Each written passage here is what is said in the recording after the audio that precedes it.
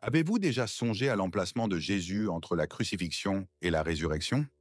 Ce mystère est l'un des plus cruciaux de la foi chrétienne, et y répondre peut transformer notre perception du pouvoir et de la profondeur de la mission du Christ. Au cours de cette période, une transformation profonde et transformatrice s'est déroulée dans le monde spirituel.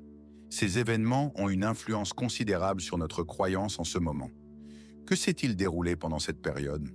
Est-ce que Jésus est descendu dans le royaume des morts, l'Hadès, ou est-ce qu'il est monté pour être avec le Père dans le ciel?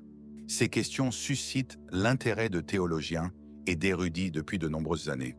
Toutefois, la Bible offre des indications qui nous permettent de mieux appréhender ce mystère. Dans Actes 2:31, on trouve la première indication.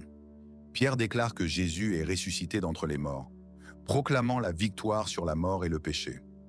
Cela nous permet d'avoir une meilleure idée de ce qui s'est déroulé pendant cette période. Jésus ne passait pas son temps à se reposer. Il était en pleine activité, effectuant une mission cruciale dans le royaume spirituel, comme il avait été annoncé précédemment. Selon 1 Pierre 3:18 à 20, Jésus a enseigné aux esprits emprisonnés qui avaient été contraints à l'époque de Noé. Dans ce passage, il est démontré que Jésus a poursuivi son ministère, déclarant la victoire et offrant une nouvelle opportunité à ceux qui étaient emprisonnés de leurs erreurs. Cela démontre que sa rédemption n'est pas restreinte. Toutefois, qui étaient ces êtres? Il s'agit, selon certains savants, des anges déchus de Genèse 6, emprisonnés pour avoir désobéi à Dieu. Certains affirment qu'il s'agit des esprits des individus décédés pendant le déluge et qui attendaient la rédemption promise. De toute façon, il est clair que Jésus agissait à un niveau spirituel très élevé, transmettant son message de salut au-delà des limites du monde matériel. L'action de Jésus dans l'Hadès dépasse les simples discours. Il réalisait des prédictions anciennes, telles que celles contenues dans le passage du psaume 16, 10, qui stipule « Parce que tu ne laisseras pas mon âme dans le lieu des morts, tu ne permettras pas que ton sein fasse l'expérience de la corruption. » Ce passage prophétique nous assure que le périple de Jésus dans l'Hadès faisait partie d'un plan plus vaste de Dieu, qui comprenait sa résurrection glorieuse pour la rédemption de l'humanité entière. Une fois pour toutes, Jésus a surmonté la mort avant même d'entrer dans l'Hadès. Sa descente dans l'Hadès est clairement indiquée par l'affirmation selon laquelle Jésus est descendu dans les parties les plus basses de la terre. Éphésiens 4, 9. Toutefois, cette descente ne signifiait pas la fin. C'était le commencement de sa victoire définitive sur la mort et le péché, transformant à jamais le destin de ceux qui l'adorent. Jésus ne se résume pas à sa résurrection. Les clés de la mort et de l'Hadès lui ont été données, comme le dit l'Apocalypse 1:18. « Je suis le vivant. J'étais décédé et maintenant, je suis vivant pour les siècles à venir. En outre, j'ai les codes de la mort et de l'Hadès. Cela suggère que, grâce à sa résurrection, Jésus a ouvert une nouvelle ère d'espoir pour les défunts et pour les vivants, mettant en évidence son pouvoir sur tous les aspects du monde.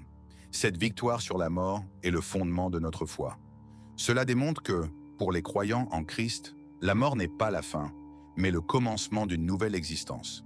La mort a évolué d'un ennemi ultime à une porte vers la vie éternelle en compagnie de Dieu. Cette évolution nous offre une nouvelle vision de la vie et de la mort, remplissant nos cœurs d'espoir et de foi dans la promesse de la vie éternelle.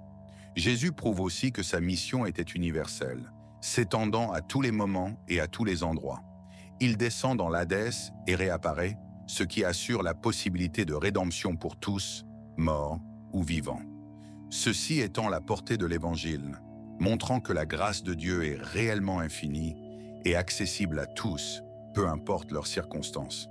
Quelle est la signification de cela pour nous aujourd'hui? Cela implique que nous pouvons être convaincus de notre victoire, de la même manière que Jésus a surmonté la mort. Son triomphe est notre triomphe, et sa résurrection assure que la mort ne pourra plus avoir d'influence sur ceux qui sont en Christ. Il est indéniable que nous avons une vie éternelle qui nous attend, et que cette vie débute dès maintenant grâce à notre foi et notre espérance en Christ. Si vous avez apprécié ce contenu, je vous suggère de vous abonner à la chaîne et de partager cette vidéo avec vos amis et votre famille. Que cette parole de réussite et d'espoir continue d'illuminer votre existence et de nourrir votre confiance. Ensemble, nous avons la capacité de propager cette vérité et de faire connaître davantage de personnes le sale.